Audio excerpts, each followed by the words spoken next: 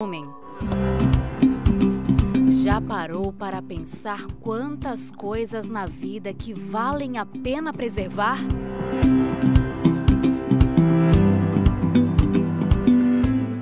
Essas são algumas reflexões que levaram um grupo de pessoas a se unirem e fundarem o Instituto Cívitas. Conheça nosso site e nossas redes sociais. Olá, meu nome é Lauzino de Oliveira Lima e hoje nós vamos entrevistar a Maria Tereza Belandria. Seja muito bem-vinda. Bom dia. Eu vou rapidamente fazer uma leitura aqui do seu currículo para que as pessoas conheçam com quem, nós estamos conversando aqui hoje, A Maria Tereza, ela é advogada, especialista em direito internacional e econômico. Eu tentei decorar, mas eu não consegui. É muito grande, graças a Deus.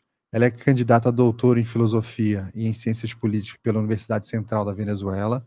Você me corrige se tiver alguma coisa fora. Ela é política também, professora de licenciatura e pós-graduação na Faculdade de Ciências Jurídicas e Políticas da Universidade Central da Venezuela. Ela ministra as disciplinas de Direito Internacional Público, Relações Econômicas Internacionais, Instituições Financeiras Internacionais e Geopolítica. É professora na Faculdade de Humanidades e Educação da Escola de Letras, onde leciona Sociologia da Arte, Análise Política desde a perspectiva cinematográfica e Análise da Realidade Sociocultural. É também professora da Universidade Metropolitana de Caracas, é conselheira ad honorem da Comissão de Política Externa e Soberania e da Comissão de Defesa da Assembleia Nacional da Venezuela, é membro da Comissão Binacional de Meio Ambiente da Câmara da Integração Venezuela-Colômbia, é presidente da Comissão de Comércio Exterior da FEDECâmeras, que é a Federação de Câmaras e a Associação de Comércio e Produção da Venezuela, que é uma sociedade civil sem fins lucrativos, constituída por uma entidade econômica sindical e cujo objetivo é agrupar as câmaras dos diferentes setores produtivos do país, tanto regionais como setoriais, e promover, claro, a defesa das liberdades econômicas, da livre iniciativa e da propriedade privada. Bom, ela foi assessora de política externa e defesa da ex-deputada Marina Corina Machado, que era deputada da Assembleia Nacional da Venezuela entre 2011 e 2014, quando teve seu mandato cassado de forma arbitrária lá pela mesa diretora da Assembleia Nacional, comandada pela, na época, o Diosdado Cabello. Uma pessoa simplória, tida pelo Estado americano como um narcoterrorista e paga um resgate, eu consultei ontem, está aberto uma recompensa de 10 milhões de dólares. Exatamente. Por quem der informações por esse singelo senhor, A nossa convidada também lecionou durante 9 anos na Academia Militar da Venezuela e nas escolas de artilharia e infantaria do Exército. Foi jurada qualificadora das teses dos cursos de Estado-Maior da Escola Superior do Exército da Venezuela. Foi professora do Instituto de Estudos Diplomáticos Superiores Pedro Gual, a pronúncia correta? Sim, Gual, Gual. Pedro Gual. Escreveu várias investigações entre aquelas fronteiras fechadas, que fala sobre as consequências de fechar as fronteiras e não permitir o trânsito livre. Foi coordenadora internacional do partido político de centro-direita Vente Venezuela e trabalhou como professora adjunta do Centro de Estudos Hemisféricos da Defesa William J. Perry, na Universidade Nacional de Defesa. E, finalmente, foi designada pela Assembleia Nacional da Venezuela em 5 de fevereiro de 2019 como a embaixadora da Venezuela no Brasil. O Brasil estava sem uma representação diplomática desde maio de 2016, quando Maduro, em protesto contra o impedimento da ex-presidente Dilma, retirou o seu embaixador. Primeiramente, como brasileiro, agradecer à Assembleia Nacional por ter designado uma pessoa tão qualificada para ser sua representante dentro do Brasil. Seja bem-vinda ao Brasil. Muito obrigada pelo convite. É uma honra para mim representar meu país no Brasil. Como falam os colegas, Brasil não é para amadores, mas foi um desafio aceitar representar a nosso país, a nosso governo interino, ao presidente Juan Guaidó, Assembleia Legítima da Venezuela. Sim. E chegar no Brasil, eu fui nominada no 5 de fevereiro de 2019. Eu estava morando em Washington, estava professora, Fulbright Visiting Scholar Professor, na Universidade Nacional da Defesa dos Estados Unidos, estava dando aula no William J. Perry Center e dando aula também no Colégio Interamericano da Defesa, em WINSE, outras instituições militares nos Estados Unidos. E aí recebi a ligação do nosso presidente e eu aceitei. E isso foi 5 de fevereiro que eu fui nominada, e 9 de fevereiro eu estava aqui com 2 malas e uma mochila e uma missão. Baita desafio, né? Foi um desafio. Vamos, então, assim, retomar um pouco no tempo, né? E falar um pouco para os brasileiros, né? Sobre o que é a Venezuela. História básica da Venezuela. Que país é esse? Oi, em que data vamos começar? Fique à vontade. Fique à vontade. Não, a Venezuela foi um país maravilhoso, um país que foi um exemplo da democracia nos últimos 70 anos, que tivemos que lutar pela nossa democracia, porque tivemos uma ditadura a inícios do século XX, que permaneceu pelos 37 anos, que foi a ditadura de Juan Vicente Gómez, a inícios do século XX. Depois tivemos outra ditadura, de Marcos Pérez Jiménez, que acabou em 1958. E aí chegou a democracia. Tivemos um pacto, um acordo de governabilidade dos maiores partidos políticos. E aí a Venezuela tomou um rumo, uma direção democrática, de 1958 até 1998. E por que eu paro em 1998? Porque aí chegou Chávez. E aí a Venezuela virou totalmente a um processo político que acabou com nossa democracia.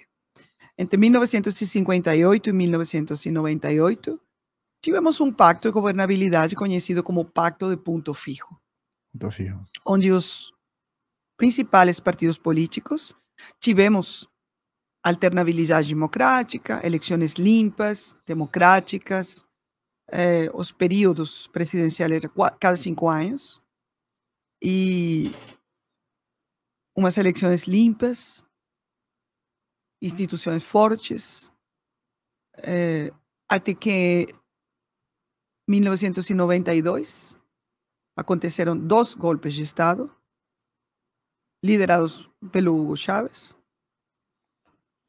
e aí todo o nosso sistema político começou a se derrubar. Uma ação que não começou em 1992, que começou a ser planejada há muitos anos.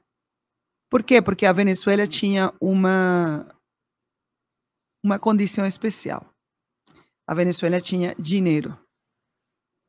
E quando você olha um pouco, ou vai um pouco para trás na história da América Latina, a esquerda precisava colocar a revolução dentro da América Latina, mas não tinha uma coisa importante, que era dinheiro para financiar a revolução. Então, você pensa o que acontecia em 1958, na Havana, vamos colocar a revolução em toda a América Latina. Então, levaram os revolucionários a todos os países, mas não conseguiam que? Financiamento. E os países da América Latina começaram a colocar ditaduras militares de direita, governos militares, mas na Venezuela tinha uma democracia. E nossos militares venezuelanos conseguiram derrotar militarmente a guerrilha da esquerda dentro da Venezuela. Mas essa ideia de, olha, a Venezuela tem o que eu estou precisando, que é dinheiro para financiar os projetos da esquerda.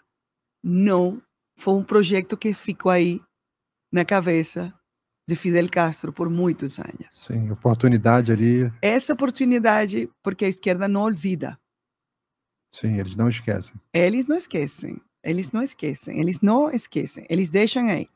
Então, nossa Venezuela foi um modelo de democracia que apoiou a democracia na região, que foi parte da ONU, da OEA, que apoiou todos os processos de paz da Centro-América, quando aconteceu a Guerra Civil da Centro-América, do processo de Contadora, que criou as instituições de integração, a Comunidade de Nações, que apoiou todos os processos e que foi um faro, uma luz da democracia. Fundou a OPEC, a Organização de Países Exportadores de Petróleo. Enfim, nosso país era um país de crescimento econômico, de democracia, e que todo mundo olhava para a Venezuela, olha, é um país que tem petróleo, que tem democracia, que tem instituições fortes, e muitos brasileiros do norte do Brasil passavam feiras na Ilha Margarita. Sim, sim.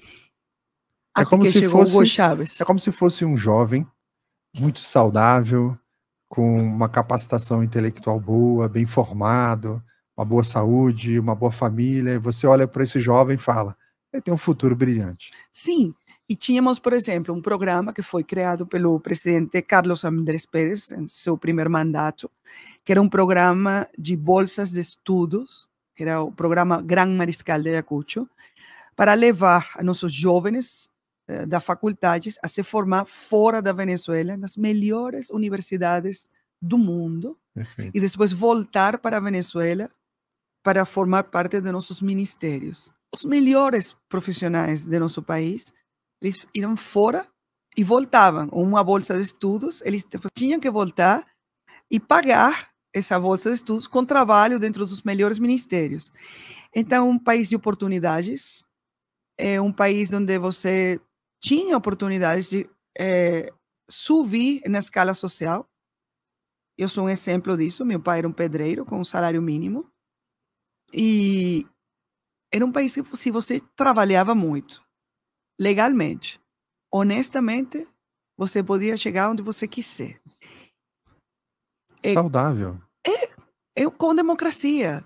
Aí, quando a gente me falava, eu lembro nos últimos anos da faculdade, meus estudantes chavistas falavam, não, aqui era um país onde ninguém tinha oportunidade. Eu falava, isso não é verdade, querido. E ele falava, não, que você não conhece. Você não pode falar comigo. Meu pai era um homem de salário mínimo, com 4 filhos. E eu estou aqui, eu sou uma amostra que você, na Venezuela democrática, você não pode falar mentira comigo. Meu pai foi soldado, polícia e depois foi um homem de salário mínimo. Eu cheguei aqui porque a Venezuela tinha oportunidades para todos. Esse foi o meu país até que chegou Chávez. Seu pai é de que ano? Meu pai nasceu em 1934. 34. Então, quando teve a invasão da Venezuela por Cuba? Meu pai era polícia 62. na época.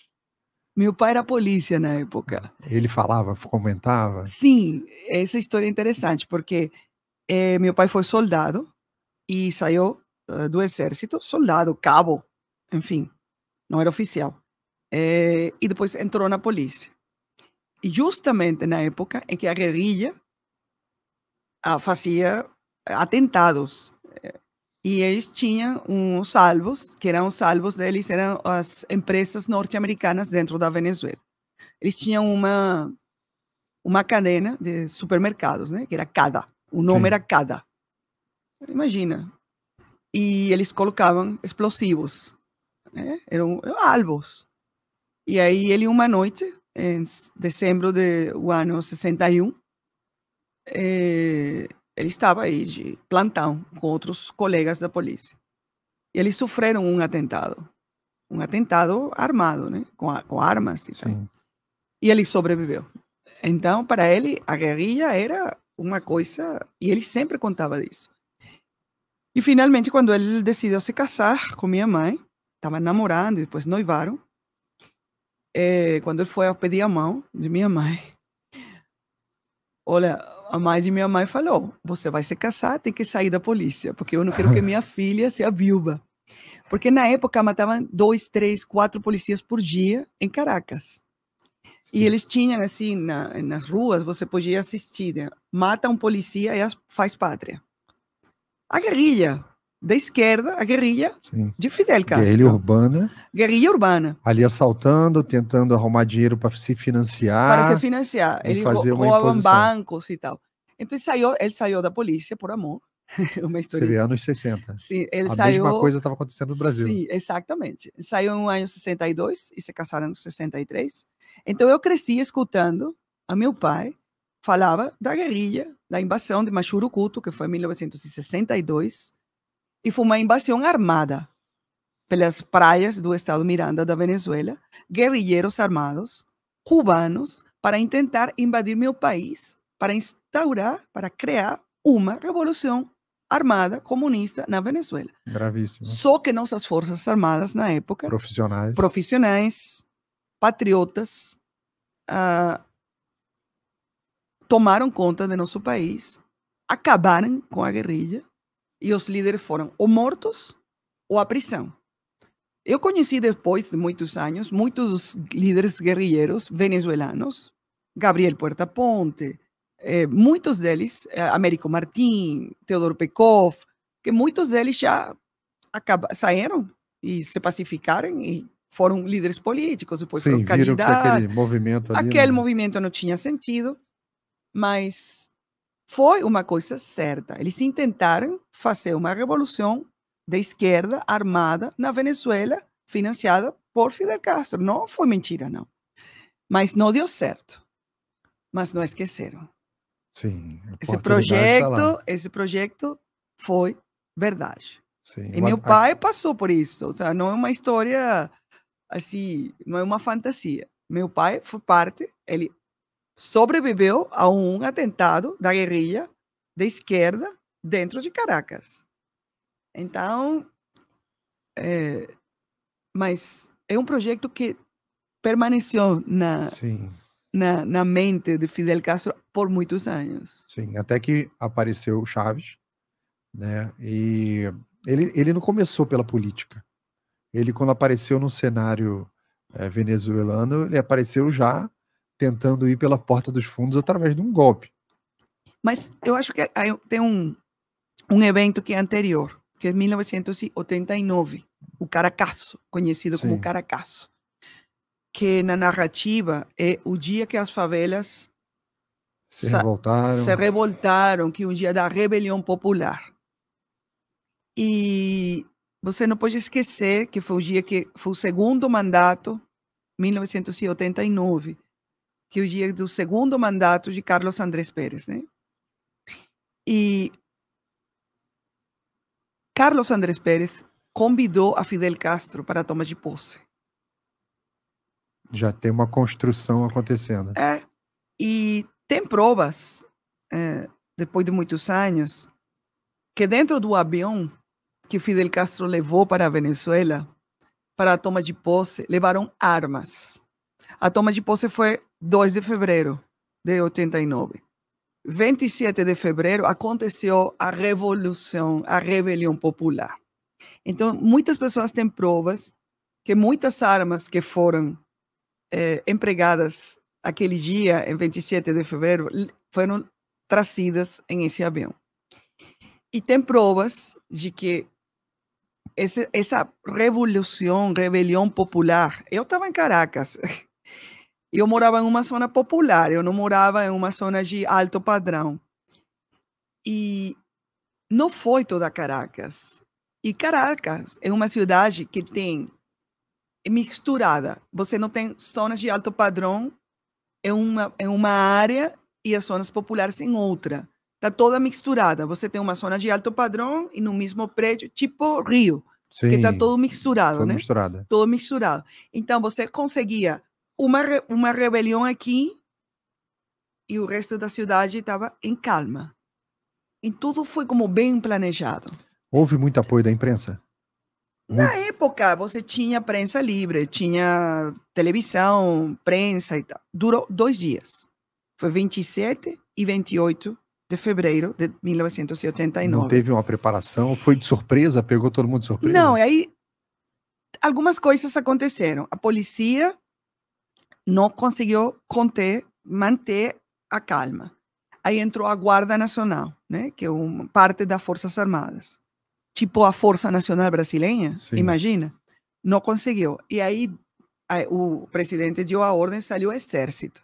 Aí, quando saiu o exército, foi uma massacre.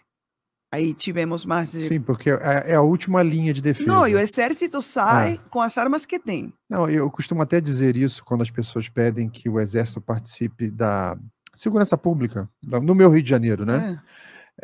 Eu comento, olha, eu sou oficial do Exército da Reserva. Eu falo, olha, o exército ele não entra para perder. ele entra para vencer. E as armas dele são armas para vencer. E ele vai usar o que ele tem. Sim. E não vai ser bonito. Não.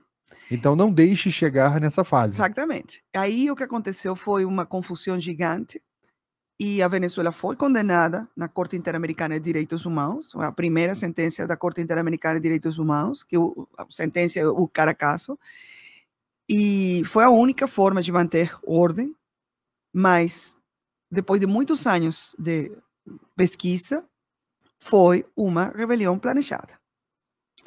Porque aí acabou a estabilidade do governo. Já tinha uma semente ali Não, sendo... e que não estou falando que Já uma... foi um sintoma. Tinha sintomas de... As pessoas estavam revoltadas, o aumento de combustível 0,25, tinha algumas coisas de escassez de produtos, que não conseguia leite, que não conseguia açúcar. Tinha um contexto. Mas quando você fala, em 1989 o combustível subiu 0,25, não tinha leite, não tinha açúcar, não tinha arroz.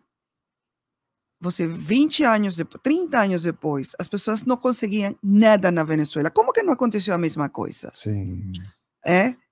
E depois, as armas que apareceram, os prédios onde apareceram, as áreas onde apareceram as coisas. Como que você, com uma situação pior, maior, não tem a mesma reação? Não tem a mesma reação. E depois, como que quando já tudo estava calmo, começaram a aparecer em alguns prédios francotiradores para tirar do exército, para matar pessoas do exército. Então, tem muitas coisas para explicar ainda. E aí, 89, o governo entrou em uma fase de ingovernabilidade. Sim. Impossível. Característico da política. Não foi possível que o presidente Carlos Andrés Pérez conseguisse governar. E aí, os dois golpes de Estado. Fevereiro de 92, novembro de 92. Chávez, dentro da prisão, 92, fevereiro, planejou o golpe de novembro.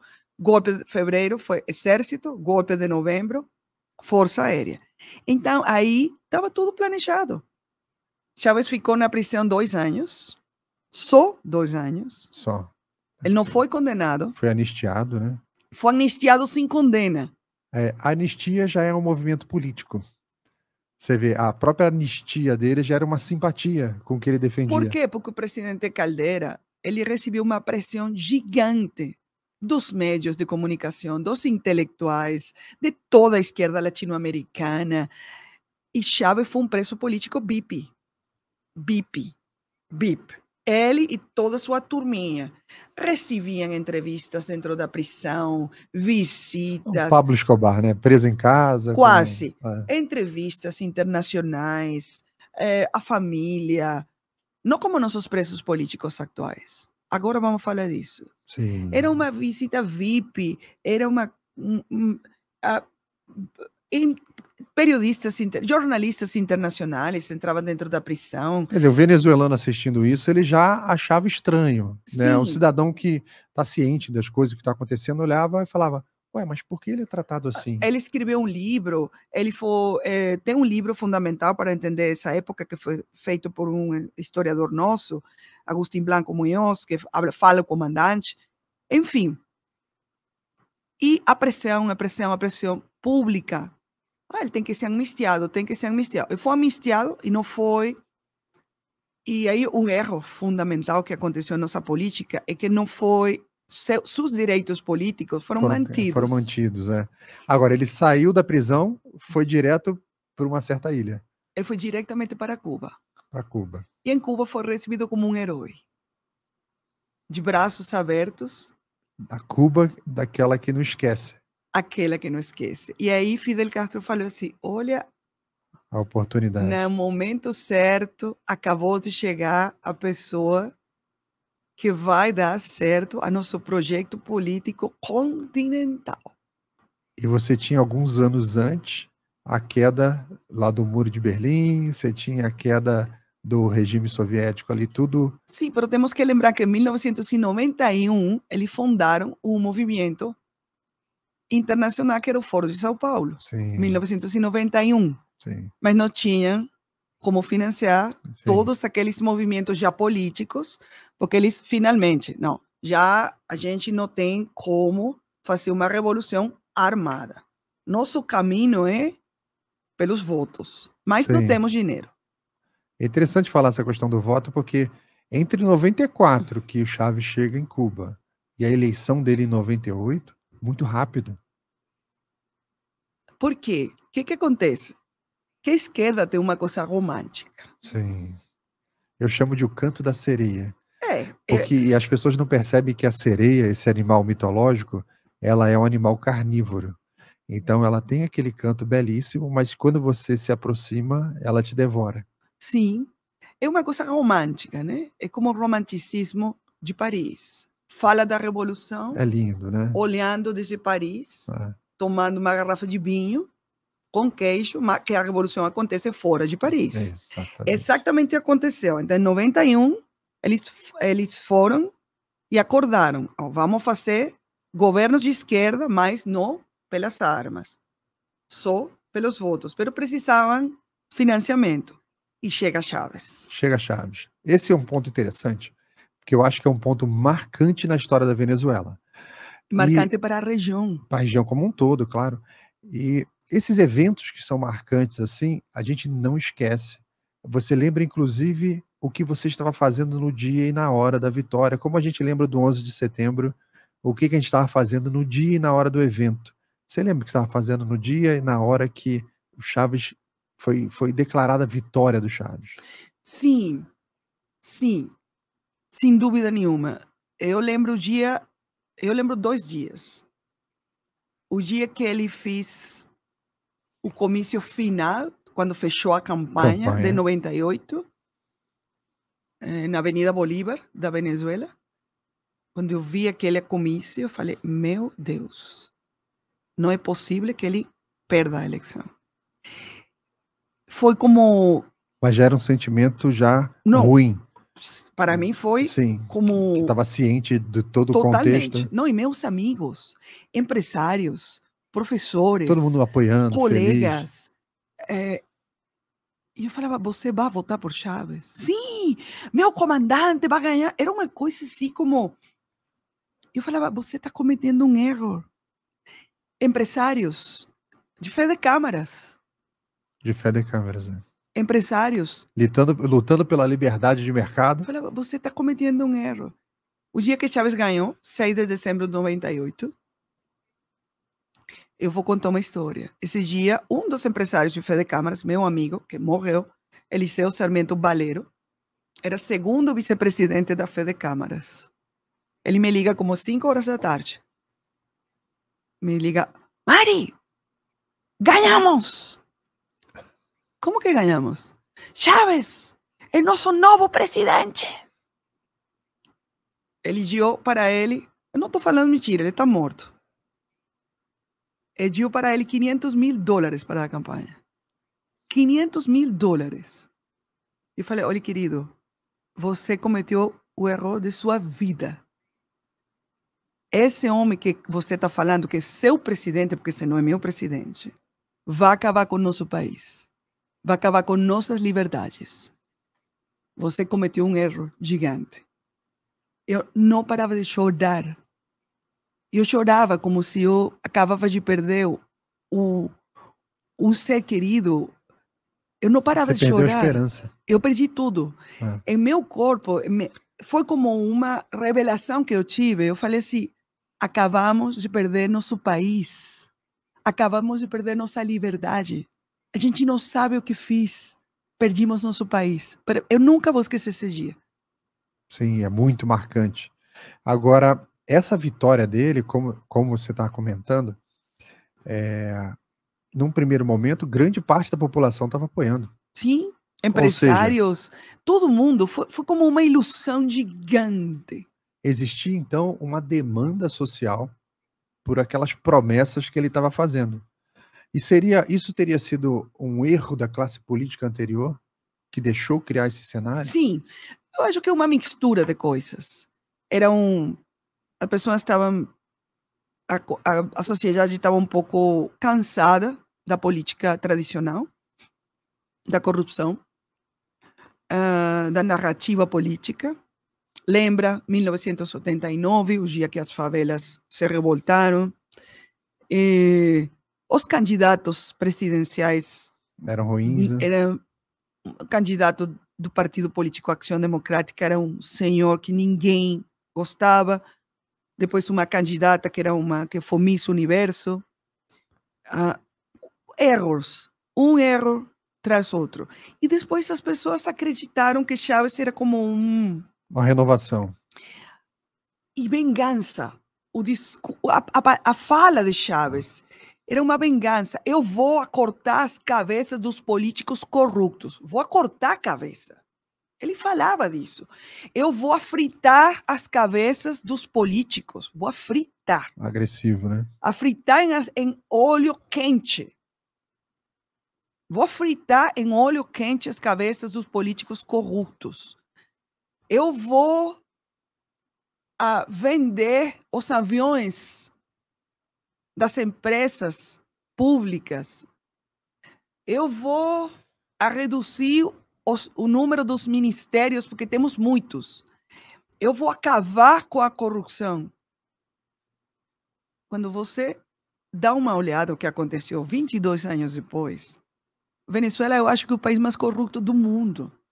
O que aconteceu é totalmente o contrário ao que eles ofereceram.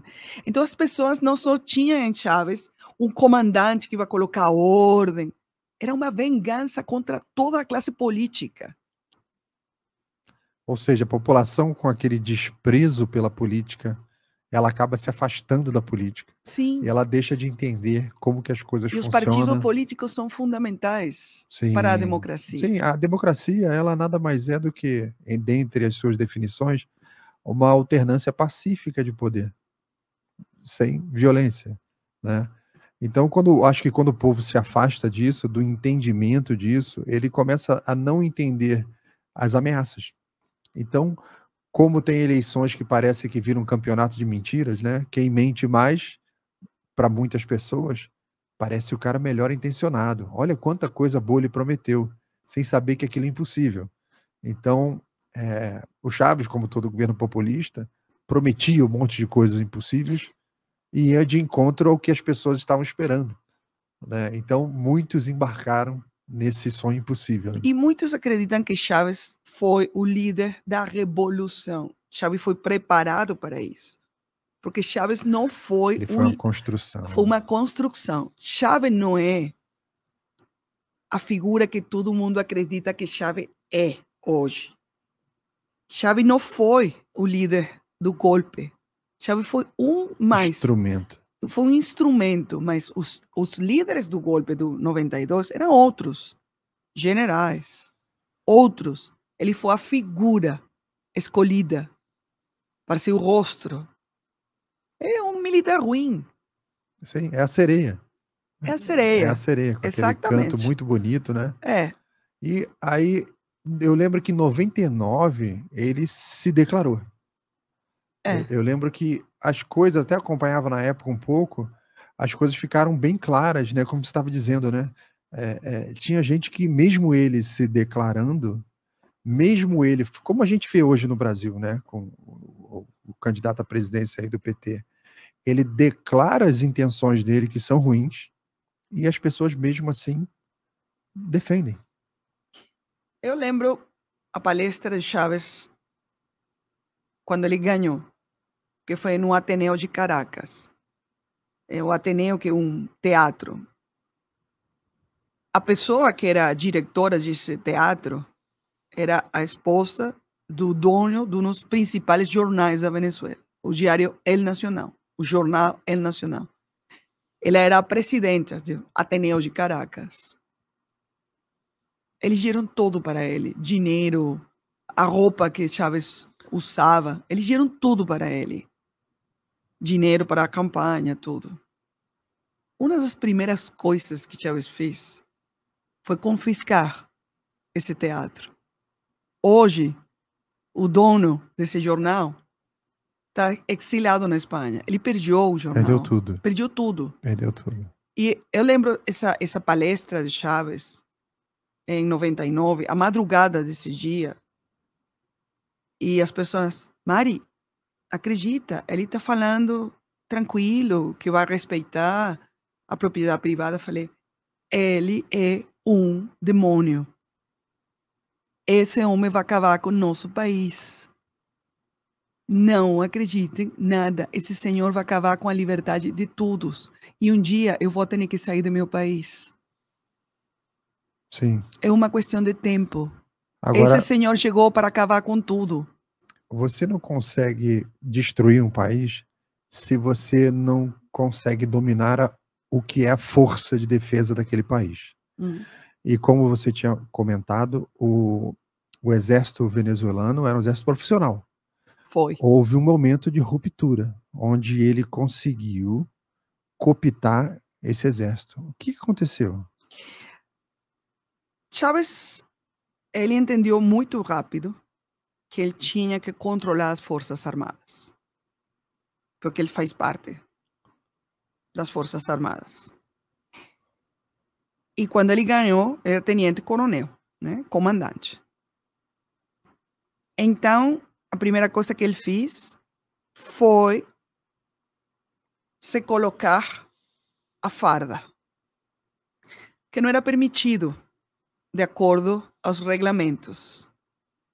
Quando você já é um oficial na reserva, que você já está na reserva ativa, você não pode. Só tinha duas oportunidades para colocar uniforme. Quando você tem uma filha e a filha vai se casar, você tinha que solicitar uma autorização para colocar a farda para acompanhar a filha para o casamento. Ou a segunda era quando, por exemplo, para um funeral. Eram só duas. E aí ele colocou-se a farda. E o ministro da Defesa, na época, não impediu que ele colocara a farda. Aqui no Brasil teve um ministro da Defesa que tentou usar farda, o Jobim, e foi uma grande revolta no Exército. Não pode. E aí, então, aí a primeira coisa que ele fez um desafio foi colocar a farda de tenente-coronel, sendo ele já comandante em chefe das Forças Armadas, mas não tinha direito para colocar a farda. E aí todo mundo começou, oi, já começamos mal. Foi o primeiro ponto de ruptura, né? Se o ministro da Defesa não fala, oi, presidente, você já é presidente, todo mundo vai te reconhecer como comandante em chefe das Forças Armadas, mas não precisa usar a farda. Depois ele começou a fazer algumas coisas. A primeira foi um plano, que se chamou Plano Bolívar 2000. Foi a primeira coisa, 2000. 22 anos, né? E entregou esse plano nas mãos das Forças Armadas. Um plano para fazer estradas, para fazer obras, para fazer infraestrutura nas mãos das Forças Armadas. Aí viraram as Forças Armadas clientes do poder. Colocou muito dinheiro sem leilão. Dinheiro, milhões de dólares. Então, aí começou o general, outro general, sem leilão, sem contraloria, sem fiscalização, sem nada. De um dia para outro, os generais começaram a ter milhões de dólares na mão para fazer qualquer coisa. Isso foi para mim o primeiro, assim, a primeira luz vermelha que eu falei, Aqui no Brasil, quem nomeia um general presidente da República? Na Venezuela também? Não, porque na época tínhamos ainda as duas câmaras dentro do Congresso, então os ascensos para generais passavam pela Comissão de Defesa do Senado. E aí Chávez começou a mudar. Vamos mudar a lei das Forças Armadas, agora os ascensos generais só passam pela mão do presidente da República. Tem vários pontos. Que aí começa a substituição dos oficiais. E depois, o ponto de ruptura mais importante foi no ano 2002. 2002, aconteceram 2 eventos assim muito importantes, que foi uma purga, né? Uma limpeza. Uma limpeza das Forças Armadas, que para Chávez foi custo zero, mas de aí, pelo frente, as Forças Armadas acabarem, né? Foi abril de 2002, que foi aquele protesto gigante, que saímos só em Caracas 1.200.000 pessoas na rua, em 11 de abril de 2002. E aí ele deu uma ordem, que foi ativar um plano de defesa militar de Caracas para acabar com o protesto na rua. E esse dia tivemos 19 mortos. Quando ele deu a ordem para os generais do exército de sacar os tanques para matar as pessoas que estavam na rua, e os generais do exército falaram: não, eu não vou acatar essa ordem, eu não vou matar a nosso povo. Ele perdeu o controle das Forças Armadas.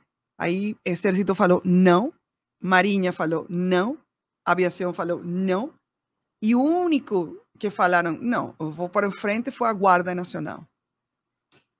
Aí Chávez perdeu o poder e ele renunciou. Esse foi o dia que Chávez renunciou. Ele renunciou, ele fez uma carta e renunciou. Essa noite, tipo 11 horas da noite, o ministro da Defesa falou: o presidente Chávez renunciou e nós aceitamos a renúncia. Depois fizeram toda uma narrativa que você tem que lembrar que Chávez não renunciou, que ele foi um golpe de Estado. Ele renunciou. Quando ele entendeu que ele não tinha controle das Forças Armadas, ele renunciou, ele se entregou na Comandância General do Exército. Ele foi com um motorista e um oficial que na época era um capitão, que depois foi comandante-geral do Exército, Soares Chúrio, que foi meu estudante quando era capitão. Ele se entregou. Esse dia ele perdeu o controle das Forças Armadas. Por quê? Porque as Forças Armadas tomaram uma decisão: a gente não vai matar o povo. Esse foi um ponto de quebra. Isso foi 2002. Ele foi 3 dias fora e voltou. Foi para onde? Foi para uma ilha. Primeiro foi para uma base militar, a base militar de Puerto Cabello, e depois foi para a ilha La Orchila. Ele esteve 3 dias fora do governo, aí foi toda essa confusão, governo interino, Pedro Carmona, enfim, foi toda uma confusão política, não vamos explicar aqui, e ele voltou. Quando ele voltou, voltou com Cristo na mão. Não vou fazer nada mal, eu vou me comportar bem, mas voltou com um Cristo na mão e uma faca na outra mão. Sim. Para fazer a primeira limpeza das Forças Armadas. Isso foi em abril. E depois, em outubro, aconteceu outro evento militar, que esses militares que já não tinham espaço dentro das Forças Armadas, fizeram um evento em uma praça, que é a Praça Altamira, para se rebelar contra Chávez e tal. E Chávez, inteligentemente, deixou que esses militares falaram em uma praça pública. Então, o 2002 foi um ano de limpeza das Forças Armadas. E aí, Fidel Castro, filho, vem para cá, vamos a fazer coisas dentro da força. E aí criaram a milícia. A milícia, que é uma força tipicamente miliciano, de proteção do presidente. Armada. E começou a mudar toda a estrutura dentro de nossas Forças Armadas. Completamente.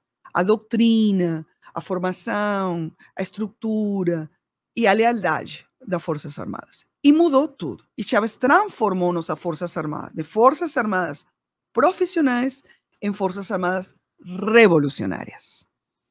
Já a lealdade não é a nosso Estado, a nossa nação. Nada. A lealdade é ao comandante supremo. Já não é o comandante em chefe das Forças Armadas. E aí Chávez, em uma das leis, uma das reformas da lei, ele se ascendeu, já não é comandante, já é comandante supremo, colocou a farda de comandante supremo, colocou as insígnias de comandante supremo, então aí já usava a farda, e aí ninguém pode falar que não pode usar a farda. Então, transformar as Forças Armadas é um ponto importante Ponto para inicial. entender o que aconteceu dentro da Quer Venezuela. dizer, a partir desse momento, ele conseguiu iniciar o plano dele, que talvez não fosse nem dele, né? De mais pessoas. Totalmente. E uma coisa que é muito importante, nossas Forças Armadas passaram a ser comandadas pelos cubanos. Perfeito. Você tinha dentro do comando do Estado-Maior, da Marinha, da Força Aérea, do Oficiais Exército, cubanos. oficiais cubanos que era que tomavam as decisões. Você não tinha uma reunião, por exemplo, para planejar um exercício militar de defesa da costa. Em essa reunião você tinha almirantes, capitães de E navio. já tinha um hospedeiro ali. Não tinha oficiais cubanos dentro. Imagina isso. Forças estrangeiras dentro do seu próprio exército dando ordens. Isso aconteceu dentro do meu país. Inacreditável. Inteligência, toda a inteligência das Forças Armadas. Tinham um grupo, o nome era GRUCE, Grupo de Coordenação e Enlace, com generais, coroneles, dentro de nossas Forças Armadas, morando dentro de nossos quartéis. Tínhamos mais ou menos 20.000. Teve alguma reação popular? Não. Foi acontecendo. Foi acontecendo. Mas chegou o momento em que o Chávez começou a ficar doente. 2012. E foi se tratar em Cuba e ele morreu. A gente não sabe a data, né? Ninguém sabe a data certa da morte dele. Oficialmente foi 5 de março de 2013. Entre ele assumir e ele morrer, em bastante tempo, né? Da morte dele surgiu alguma esperança na Venezuela? O povo olhou e falou: agora a gente vai se livrar desse cara. Eu sei que teve uma parte da população que ficou triste, e uma parte ficou esperançosa. Como é que estava o clima interno a partir da morte dele? Que agora vem uma renovação. Olha, quando Chávez morreu, a gente acreditava que tínhamos a oportunidade de ganhar uma eleição limpa. Porque tivemos uma eleição em 2012, outubro de 2012, com um candidato que foi eleito em primárias, que foi Enrique Capriles Radonsky. Mas Chávez, a Venezuela não tem uma eleição limpa, eu acho que de 2004. As eleições são fraudadas. Foi a última, né? Eu acho. Eu acho que a última eleição limpa foi em 98. Eu acompanho esse tema de eleições por causa dos equipamentos eletrônicos da Smartmatic. A própria Smartmatic acabou de demandar Maduro por uma eleição fraudada. E teve um momento que a própria Smartmatic acaba de demandar Maduro. Meio que assumiu que teve fraude. Eles acabam de demandar Maduro por eleição fraudada. Meio doido, né?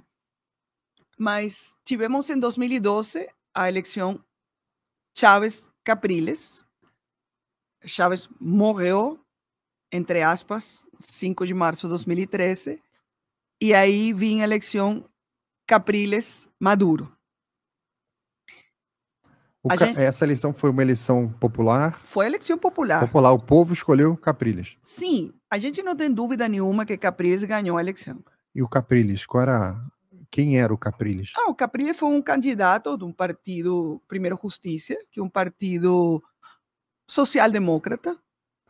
Ele foi eleito como candidato único em umas primárias. Toda a oposição votou para ter um candidato único. Então todos apoiamos. Então já tinha um movimento. Sim. Tal como está acontecendo hoje. Exatamente. E todos apoiamos. Eu trabalhei na campanha dele. Na época eu era a secretária internacional do meu partido, Vente Venezuela. E aí foi um movimento, assim, uma plataforma unitária para apoiar todos os partidos. E venceu. E ele venceu.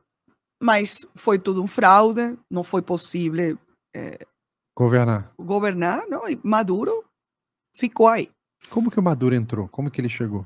Maduro, a gente não lê um pouco a história de Maduro. Maduro é um homem que não tem nenhuma preparação profissional. Ele era motorista de ônibus. Ele era líder de um sindicato. Mas Maduro não fica de olhos abertos, nem entra a aprofundar na biografia de Maduro. Maduro foi escolhido por Cuba. Ele é um agente. Ele é um agente cubano. Ele foi formado dentro da Escola de Quadros Políticos de Cuba. Maduro foi chanceler de Chávez 6 anos. E quando ele era vice-presidente, ele não tinha direito para ser candidato. A Constituição nossa proíbe que se você é vice-presidente, você não pode ser candidato. A primeira coisa. E a segunda coisa, quando Chávez morreu, quem tinha que assumir a presidência interina era o presidente da Assembleia Nacional, assim como nosso presidente Guaidó. Maduro não tinha direito para assumir a presidência interina, mas eles rasgaram a Constituição e Maduro assumiu a presidência interina e foi candidato. Eles rasgaram a Constituição. É impressionante como que a legalidade eles colocam de lado em nome da vitória. Da vitória. Então, aí, por quê? Porque foi escolhido pelos cubanos. A última vez que Chávez falou vivo foi 8 de dezembro de 2012, em Cuba. E ele falou, se alguma coisa acontece com minha vida, eu pido que vocês tenham que votar por Maduro, desde Cuba. Por quê? Porque o candidato escolhido por os cubanos foi Maduro. É uma escolha cubana. Impressionante. A interferência... A interferência de Cuba na nossa vida é total. E, ou seja, chegando Maduro, a decadência se acelera. Sim, eu sempre divido nossa história nos últimos 22 anos em 2 partes. Chávez foi um presidente eleito democraticamente, que virou em um governo autoritário, que nos últimos 5 anos foi um autoritarismo bem forte, que começou os primeiros presos políticos, Maria Lourdes Afiuni, alguns amigos nossos que ficaram dentro da prisão como presos políticos. Os primeiros presos políticos começaram com Chávez. Sim, eu lembro do Alejandro Penha Esclusa. Conheci o Alejandro no Rio e ele desapareceu. Sim, os primeiros presos políticos começaram com Chávez. Mas quando chega Maduro, aí começa já, não é um governo autoritário, é uma ditadura. Totalmente, uma ditadura que deixa bem para trás as ditaduras militares dos anos 70 e 80 na América Latina. Tem nada parecido, né? Pior. Muito pior. Muito pior. Então, estamos desde 2013 até agora em um governo ditatorial.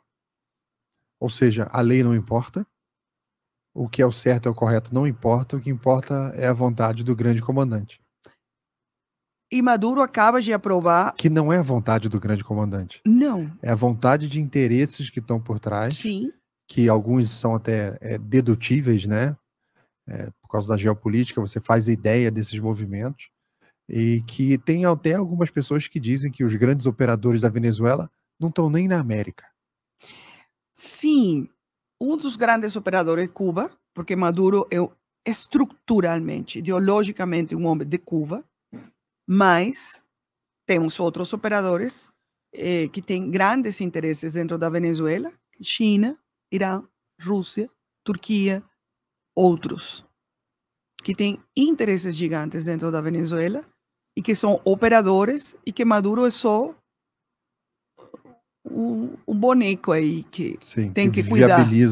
Viabiliza esses interesses todos. Sim. Então eu imagino que a Rússia, ela quer vender equipamento militar, ela quer ter essa influência na região como sempre teve desde Cuba. E algo interessante que está acontecendo agora é que os cubanos saíram do controle das Forças Armadas e entraram os russos.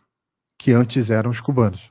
E antes eram os cubanos. Então nossas Forças Armadas passaram de um controle militar de Rússia, de Cuba, e agora tem controle militar da Rússia. E como não teve conflito Rússia e Cuba, foi acordada. Sim. Sai você, entra eu. Sim. Então mudamos de uma inteligência para outra. Sim. Mas nossas Forças Armadas não são Forças Armadas venezuelanas. Elas estão comandadas por um estrangeiro. Por estrangeiro. De um país ou de outro. Sim. Infelizmente. E nesse cenário todo surge Guaidó. Sim. Quem é Guaidó? Bom, Juan Guaidó é um jovem deputado do estado Vargas, um estado da costa venezuelana, e é estado Vargas, não é estado La Guaira. Isso, eles mudaram o nome. Maduro muda os nomes, como todo ditador que gosta de mudar os nomes. Ele é um jovem político que saiu do movimento estudantil de 2007. 2007 é um ponto também importante em nossa história recente. 2007, Chávez fez um referendo para mudar a Constituição. E esse referendo foi importante porque aí a população votou que não, para não mudar a Constituição. E aí tivemos 2 eventos. Eles fecharam um canal de televisão, que era RCTV, que era um canal muito importante de televisão. E aí o movimento estudantil saiu na rua. Foi uma coisa muito importante.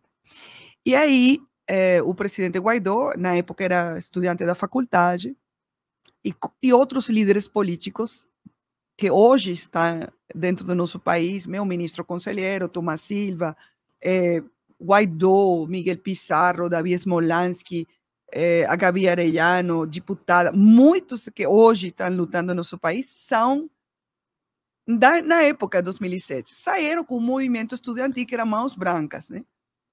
E ele começou aí a luta política. Depois, em 2010, ele foi eleito deputado suplente pelo estado Barca. E em 2015, deputado principal. Esse é Juan Guaidó, um jovem lutador pela democracia de 2007, muito simpático. Eu conhecia ele quando ele era deputado suplente, da época estudantil. Eu, professora da faculdade, aos jovens políticos venezuelanos. E eu conheci ele em pessoa em uma viagem que a gente fez para a fronteira. Fizemos uma viagem para conhecer a fronteira da Venezuela com Guiana, porque temos uma disputa territorial com Guiana, por el território Essequibo. E aí fizemos uma viagem, e aí eu fiquei sempre a profe. A maioria dos deputados me conhece, a profe. E sempre tive com ele um trato muito simpático. Você como está, deputado? Ah, profe. Então, ele é um lutador, é um pai de família, tem 2 filhas, sua esposa, a senhora Fabiana. E a Assembleia Nacional, em 2015, eles fizeram um acordo quem tem que assumir a presidência, como aqui, a presidência da Câmara, né? Tem uma hierarquia na substituição. É uma hierarquia, substituição. Bom, 2019 correspondia ao Partido Político Voluntad Popular, que é o partido do presidente Guaidó. E ele assumiu a presidência da Assembleia Nacional. Só que em 2018, Maduro fez uma eleição fraudada, que não foi reconhecida, porque foi fraudada.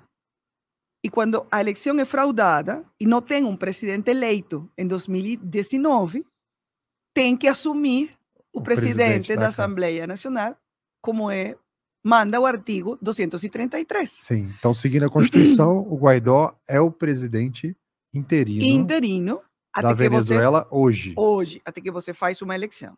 Ou seja, há uma divisão dentro do próprio governo. Exatamente. Para a gente que está aqui no Brasil, que isso não foi explicado direito, né? Você parece que o presidente é o Maduro e tem um ruído na Câmara com umas pessoas lá. A imprensa daqui não cobre direito, né? Ou seja, a verdade é que o Maduro é o ilegítimo e o Guaidó assumiu por ser o presidente da Câmara seguindo a Constituição. Exatamente. Exatamente como está a Constituição. Agora, essa eleição, eu lembro de ter lido que houve uma campanha muito grande de voto nulo. Muitas pessoas não participaram dessa campanha, né? A gente vê esses movimentos até aqui no próprio Brasil, né? Muita gente incentivando o voto nulo e não percebe o mal que isso faz quando você escolhe não participar, né? Então, além da fraude, surgiu essa ruptura. Eu lembro que, está aqui do meu lado, um livro de um aluno seu. De Leonardo. O aluno seu. O Leonardo, né? Ele conta aqui que teve um momento na Venezuela onde o governo tinha a lista de todos os eleitores e em quem cada um votou. E as pessoas não conseguiam assumir nenhum contrato público ou um cargo público se tivesse votado na oposição. Então, ou seja, as eleições na Venezuela, principalmente nesse período Chávez-Maduro, elas sempre foram muito conturbadas, né? Muito cheio de detalhes, fraude, são esses movimentos ilícitos que acontecem fora das eleições, né? Dessa pressão no povo, essa pressão que não dá liberdade para a pessoa votar tranquilamente, né? Ou seja, houve essa fraude, houve a ruptura, e a gente tem hoje um governo dividido entre o legítimo que está na Assembleia, o Guaidó, que é por isso que a senhora está aqui, foi nomeado pela Assembleia, está aqui no Brasil, e o Maduro. Como é que está a sociedade lá com essa divisão? Bom, a verdade tem 2 congressos, 2 assembleias e 2 governos. Um governo que é ilegítimo, que é Maduro, que ele fez uma eleição fraudada, e um governo legítimo que é reconhecido por mais de 50 países. Nós temos controle, por exemplo, dos ativos do exterior. A gente tem controle, por exemplo, conseguimos agora manter as reservas de ouro que está dentro do Banco da Inglaterra. Maduro não tem como pegar esse ouro, porque ele quer esse ouro. Como não tem acesso a créditos internacionais, temos controle de uma empresa que é Cídico, que é uma refineria que está nos Estados Unidos. Ele não tem como pegar a refineria para controlar esses ativos, que tem 3.500 postos de combustível dentro dos Estados Unidos. É difícil de explicar, mas eu acabo de explicar que quando Chávez morreu, quem tinha que assumir a presidência interina era o presidente da Assembleia Nacional em 2013. Eles não fizeram isso, eles rasgaram a Constituição. A gente está cumprindo a Constituição. Sim. Então, o presidente Guaidó, o presidente interino, encarregado em espanhol, interino, no linguagem tradicional, até que a gente possa fazer uma eleição limpa, livre e democrática. Estamos lutando para isso. Nosso objetivo, nosso esforço, nossa luta é marcar uma data para uma eleição limpa. Sim, mas você tem um calendário eleitoral na Venezuela? Não. Não tem mais? Não. Porque a Venezuela não tem na Constituição uma data para eleições. Outras constituições têm uma data. Por exemplo, a eleição é cada 4 anos, no dia tal. Na Venezuela, não. O período presidencial são 6 anos. Que a Venezuela tinha 5 anos, Chávez mudou, 6 anos, mas não tem uma data marcada. Porque a eleição de 2018 foi fraudada, porque não foi feita de acordo à lei eleitoral. Foi feita por uma Assembleia Constituinte, que não era uma Assembleia Constituinte. É todo um processo bem complexo. Mas a luta que hoje temos é chegar a colocar uma data de eleições, que pode ser concordada com a ditadura. Tem que ser concordada, porque a solução é política, não é outra. Sim. Então, temos que marcar uma data, porque a crise é enorme. Sim. A crise é gigante e temos que sair dessa crise. Eu vejo gente falando assim, tinha que ter uma intervenção militar do exterior. Não é possível. Eu também acho isso até uma tonteria, uma besteira, porque, por exemplo, você tem a Síria, teve lá intervenção militar, está tendo uma guerra civil. 12 anos de guerra civil. E não resolveu nada. Não. É um sofrimento tremendo. Tem vários exemplos aí que a parte militar não resolve. E a solução vai ter que vir de dentro. Claro que tem que ter o apoio do exterior, como está tendo agora dos países que reconhecem. Apoio diplomático, apoio em recursos. Financeiro, sanções. As sanções são muito efetivas. Sim. As sanções são efetivas. Se você não coloca sanções... É igual um filho, se você não chegar lá e colocar limites, sanções... São efetivas. Não tem como corrigir. Exatamente. Né? E a Venezuela hoje, ela tem preso político? Temos. Hoje, falando aqui contigo, temos 242 presos políticos, 27 são mulheres, e os presos políticos nossos são torturados. Todo mundo sabe. Não, todo mundo sabe, não. Não dentro da Venezuela. Todo mundo esquece. Ninguém que fala disso. Sim. São torturados. 111 são militares e polícias. E temos 3 informes relatórios que foram feitos pela Comissão da ONU Eu estou falando aqui, não tenho o chapéu da embaixadora, não estou falando com o chapéu de Guaidó. Você pode pesquisar na internet, que foram feitos pela Comissão da ONU, Comissão de Verificação de Fatos, um relatório de 2020 que fala dos testemunhas dos que sobreviveram às torturas. Que dão os relatos aí, você tem a a visão metodologia é muito boa, porque a metodologia dos testemunhos que sobreviveram, tem presos políticos que não sobreviveram, o testemunho das vítimas, que são os presos políticos, o testemunho das famílias e os testemunhos dos próprios torturadores. Tudo confirma. E tudo confirma o que acontece dentro das prisões dos presos políticos. É inenarrável. Inenarrável, mas... As torturas são estupros, afogamentos. O pior que você pode imaginar. É inenarrável. E muitos deles eu conheço, porque foram os meus estudantes, os meus amigos. Temos amigos aí, amigos que hoje estão dentro da prisão. Roland Carreño, por exemplo, um de nossos amigos jornalistas. Caguaniparo, o capitão Caguaniparo. O capitão Lasota. Nossos amigos têm nome, têm sobrenome, têm filhos, têm família. Tem uma das nossas presas políticas que, quando ela foi levada na prisão, estava grávida e com as torturas sofreu um aborto e ela ficou em cadeira de rodas. O capitão Acosta Arévalo, que morreu em 2019 e foi levado à prisão e acabou morto dos golpes que ele recebeu. Acabou morto. Fernando Albán, que era um vereador, ele foi afogado até morrer. Então, a coisa com os presos políticos é muito séria. Então, eu tenho um relatório em 2020, que tem aí todos que são as torturas. Tem um relatório em 2021, que inclui as massacres dos indígenas venezuelanos que morreram em 2019, que é a massacre de Cumaracapay, aqui na fronteira com o Brasil. E no próximo mês de setembro vai ter um terceiro relatório. Esses relatórios são a base para que o fiscal da Corte Penal Internacional, do Tribunal Penal Internacional, abriu uma investigação que está aberta no Tribunal Penal Internacional por crimes de lesa humanidade contra todo o grupo dos militares e polícias de Maduro.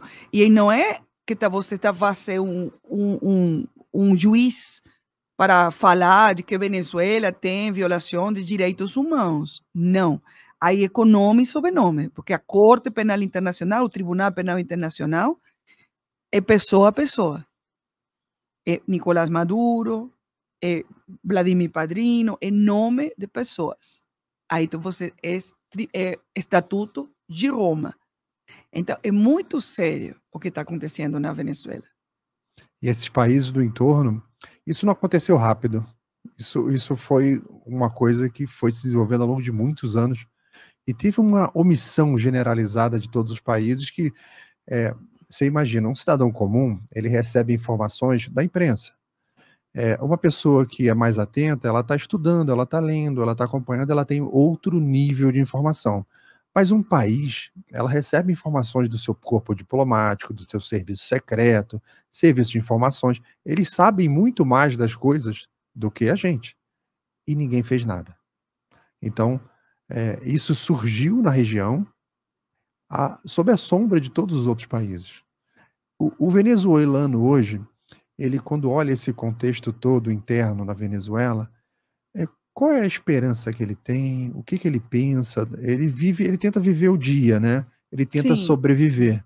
Mas quando você fala em esperança, qual é o sonho do venezuelano hoje? Um venezuelano comum. O venezuelano comum hoje quer liberdade para trabalhar, liberdade para trabalhar e poder comer. Você acredita que hoje 1.700 venezuelanos por dia fugem de nosso país? 1.700 por dia. Em qualquer direção. Em qualquer direção. Quando você fuge, não escolhe a rota.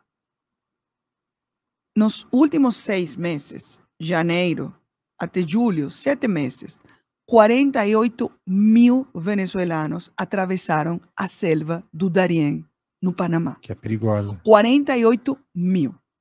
Nos últimos 2 meses, 12.000 venezuelanos atravessaram a fronteira de Venezuela com o Brasil.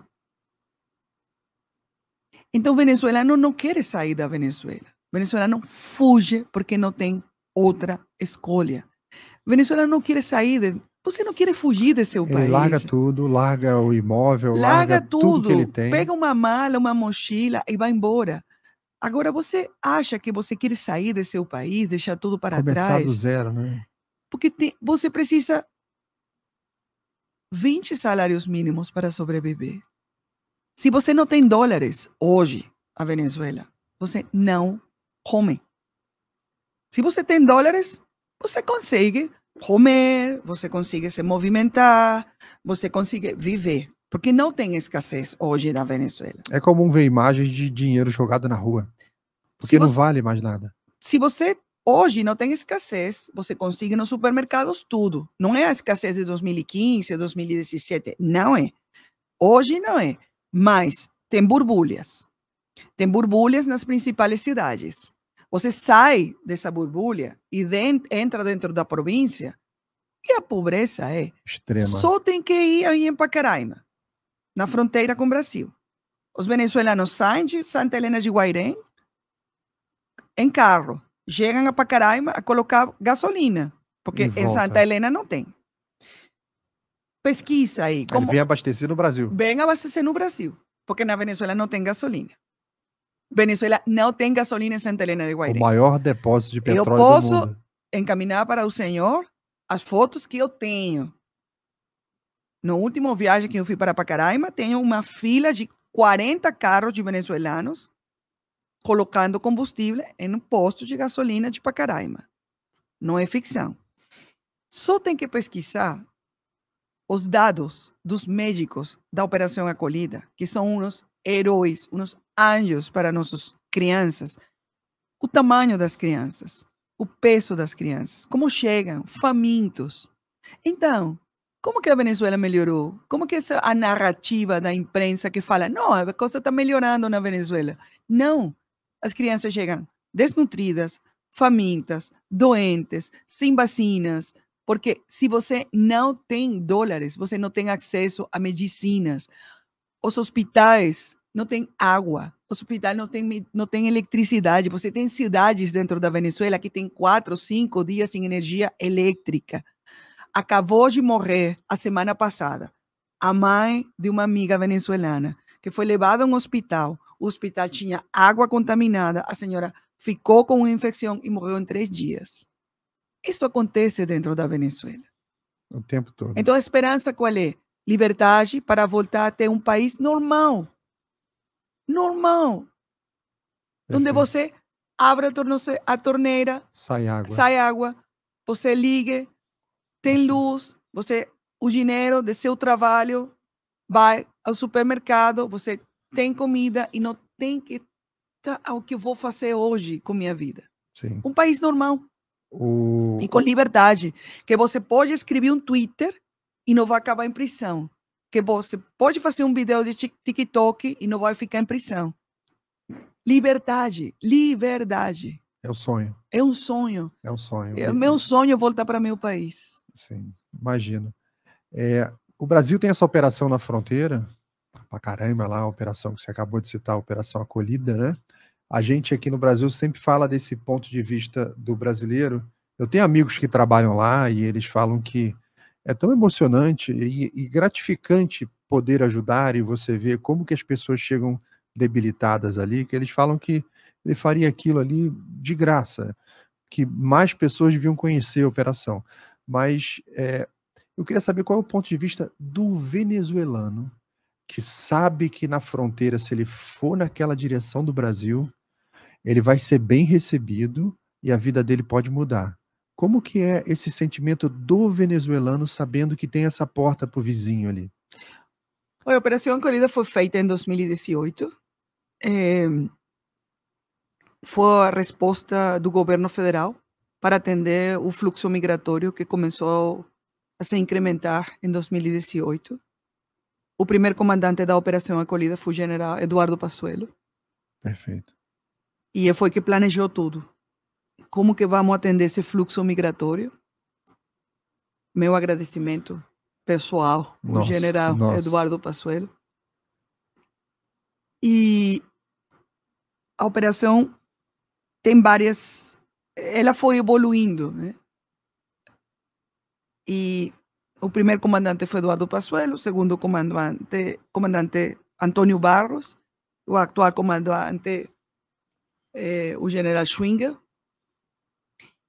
E a resposta é a melhor programa do acolhimento para migrantes e refugiados do mundo. Do mundo. Eu acho que se não tivesse ideologia dessa discussão, seria...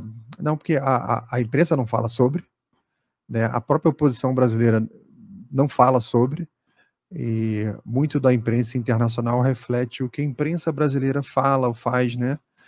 Só replica. E era uma operação que facilmente, em outro contexto, ganharia um prêmio Nobel da Paz. Com certeza. A gente procurou fazer uma nominação e eu acho que em algum momento vai dar certo. Como que os venezuelanos conhecem?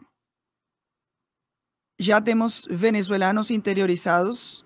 Eu tenho aqui a data do último informe. Desde 2018 até hoje, 80.666 venezuelanos foram beneficiados. 80.000. Passaram pela operação 750.000. Muita gente. 375.000 ficam, mas 80.000 foram interiorizados. Então, qual é o significado disso?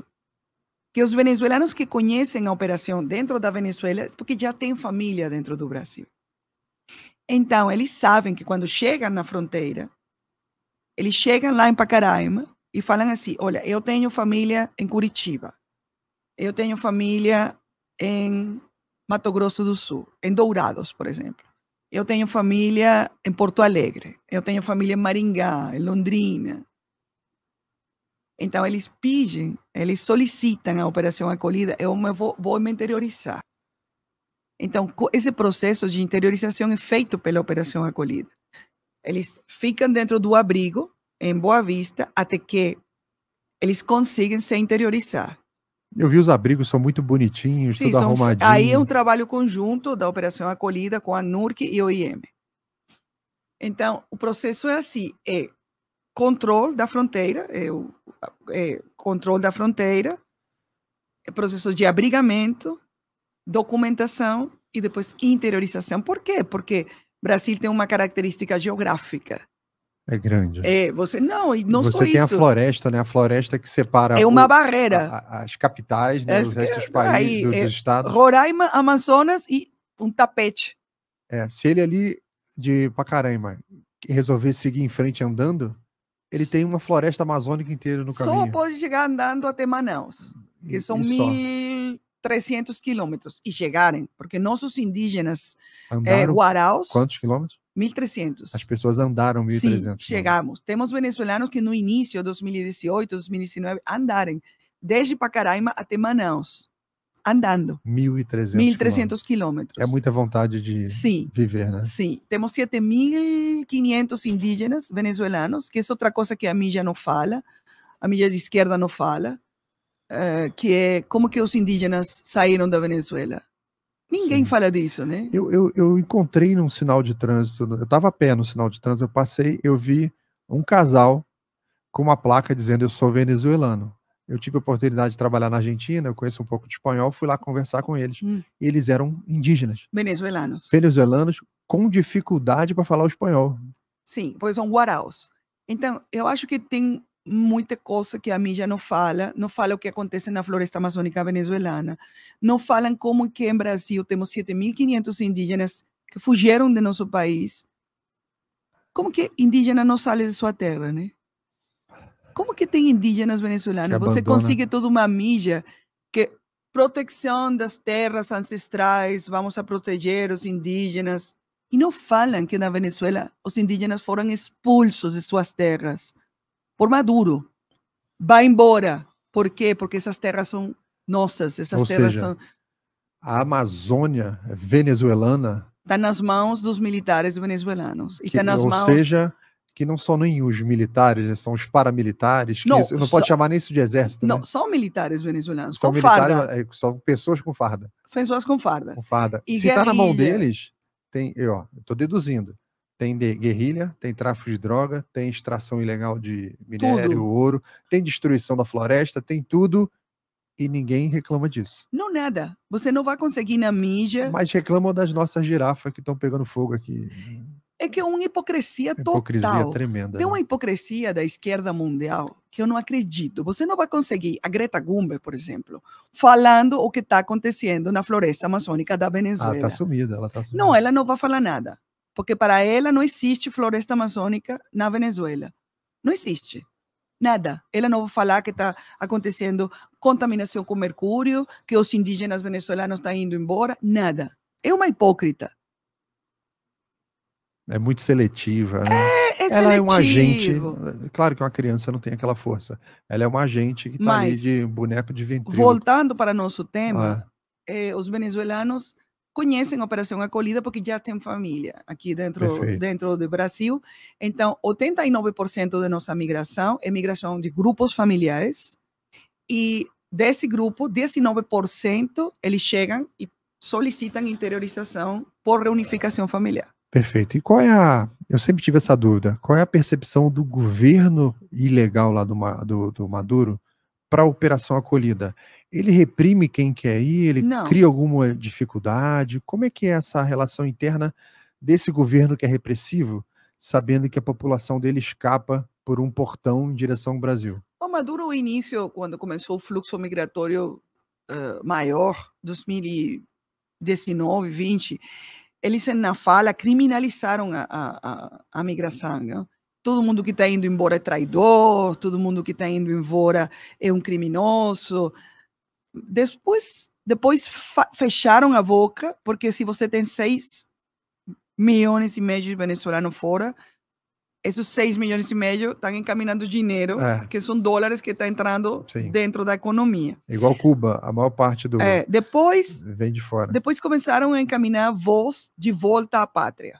Né? Aviões, se você quer voltar, volta em um avião. É tudo um assunto político. Então, eles recebem os venezuelanos que querem voltar porque sofreram ataques de xenofobia. Então, propaganda. E hoje estão falando da mesma coisa, mas tem uma narrativa muito complexa. Eles não limitam a saída das pessoas, não limitam. Mas sempre tem uma narrativa de que você está indo embora porque é mentira. Por exemplo, hoje estão falando das pessoas que estão atravessando o Selva de Darién, que isso é mentira, que isso é ficção, que isso não existe. Enfim, tem diferentes momentos da migração, eles falam coisas distintas. Essa guerra da Ucrânia está mudando alguma coisa no cenário interno na Venezuela? Não, eu acho que dentro da Venezuela as pessoas não têm muito conhecimento do que estava acontecendo na Ucrânia, só o que tem que ver com petróleo. E eu acho que se a Venezuela tiver uma produção petrolífera de 3.200.000 barris de petróleo, como no passado, Maduro estivera nadando em milhões de dólares. Sim, eu vi que quando ele entrou, o petróleo, eu acho que era $5 o barril, coisa de 2 anos depois já estava 25, 5 vezes maior. Sempre o preço do barril subiu, mas a produção venezuelana sempre desceu, sempre desceu. Não, ele agora está tratando de exportar, acabou de exportar 700.000 barris para pagar dívida com 2 empresas europeias, Eni e Repsol, mas ele não tem capacidade para exportar. Ele recebeu um barco de Irã com 1 milhão de barris de petróleo, então, porque nosso petróleo é misturado, né? É difícil, é grosso. Então, ele recebeu um barco com 1 milhão de barris e aí conseguiu misturar e encaminhou 700 mil barris para pagar a dívida, mas não tem como aumentar a produção um número maior. E o mundo está precisando de um petróleo mais barato, mas não tem como. Se tivéssemos uma produção maior, ele estaria, meu Deus, aí estaríamos em problemas, né? Sim, políticos. sim. Mas a guerra não mudou muito. Aí Estados Unidos tentou fazer alguma coisa, mas não conseguiu. Ou seja, tá lá dentro a Rússia, tá lá dentro a China, tem vários, o Irã tá lá dentro, cada um com seus interesses.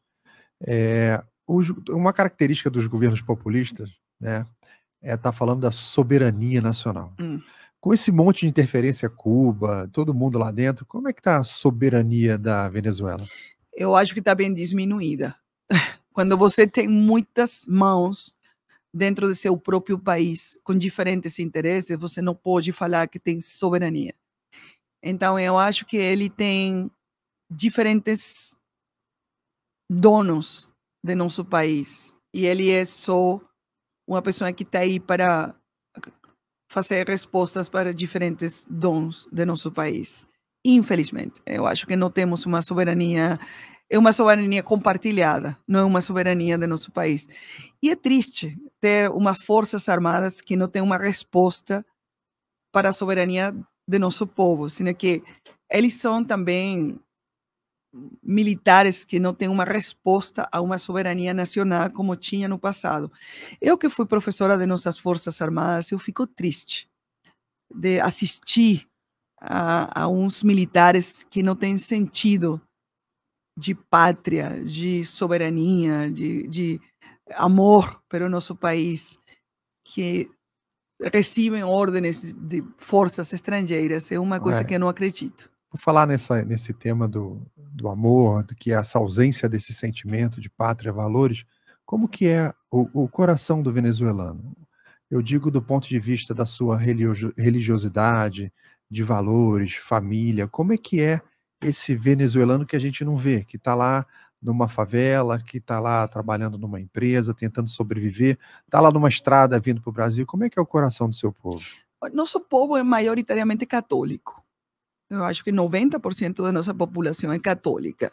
Só 10% tem outras religiões. Também temos um sincretismo religioso muito forte. 90% católico, mas candomblé também é muito popular. Sim, Caribe. Caribe, porque tivemos escravos, então candomblé também é muito forte dentro, especialmente nas favelas, né? E essa pessoa que está lá hoje, seu principal objetivo é sobreviver. Conseguir dinheiro para comprar comida, conseguir dinheiro para comprar medicina, se tem algum familiar doente em um hospital. Se tem algum familiar fora, receber dinheiro em dólares e aí conseguir ter a vida muda, né? Para a vida muda, se conseguir dinheiro, que tem dinheiro de fora para sobreviver. Tem muitas pessoas que são funcionários que trabalham em algum ministério, então essas pessoas são obrigadas ainda a participar em protestos dentro do governo, mas venezuelano é pessoa de bem, pessoa alegre, é pessoa que gosta de música, é pessoa que gosta de família, são pessoas familiares, por isso a migração dentro do Brasil, 89% são grupos familiares. Que se reunindo. Sim.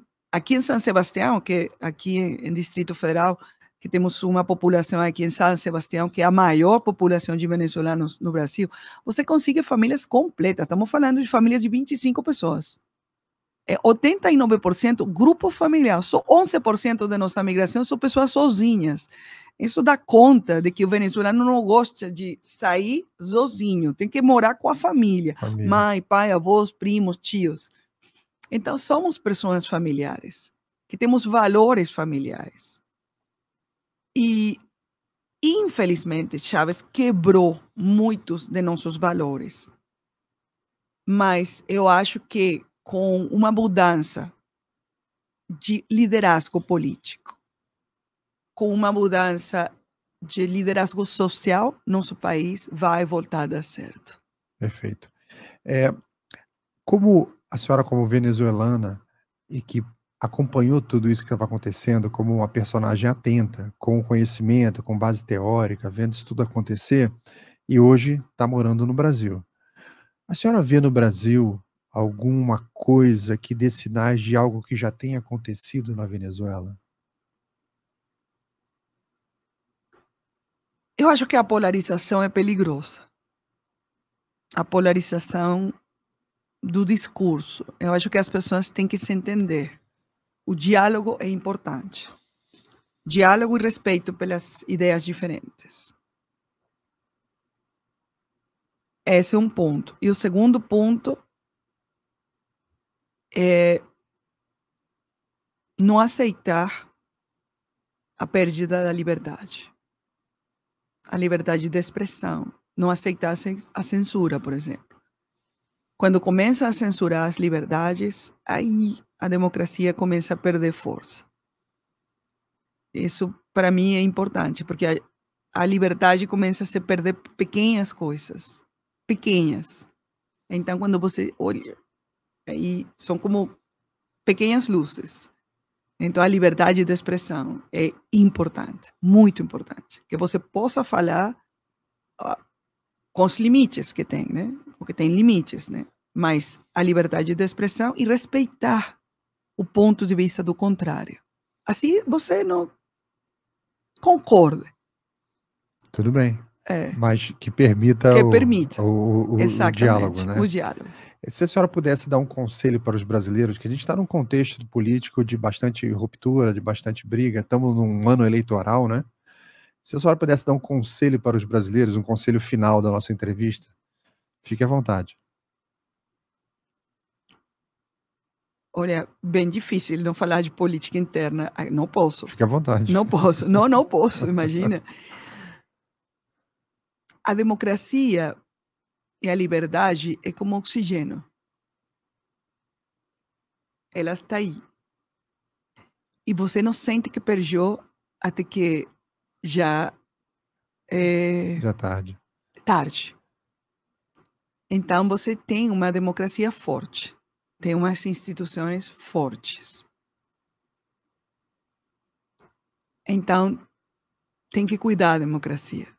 Porque a democracia é frágil. Sim. A democracia não é tão forte como luce. É frágil. Então, tem que existir. E a melhor forma de se expressar é votar. E o cidadão não pode delegar seu direito em outras pessoas. E quando um cidadão que tem esse direito, que está aí, que é votar e se expressar, e decide esse dia, não, eu não vou ir, eu vou me quedar em casa. Não. A escolha que você já tomou, uma ou outra, que seja, assista. É um ato democrático, é uma festa da democracia. Então, esse dia, vai e você se expressa, porque isso é democrático. Quando você não tem esse direito, por exemplo, os venezuelanos, que perdemos esse direito de fazer uma eleição limpa, democrática. Olha, eu fico assim com saudade de ter um ato democrático. Então, meu conselho, vai e vota. Seja qual seja a sua escolha, vai e vota. A democracia é um ato lindo. Então, vai e vota. Esse é meu conselho. Tem que votar. Muito obrigado. Obrigado pela entrevista. Obrigado pela oportunidade. Eu conversei aqui com a Maria Tereza Belandria, nossa embaixadora aqui no Brasil, né? Nós vemos que o venezuelano aqui está muito bem representado, né? Obrigado mais uma vez. Não, tá? imagina. Fique à vontade, a casa é sua, sempre que precisar. Muito obrigado. Obrigada. Foi um prazer.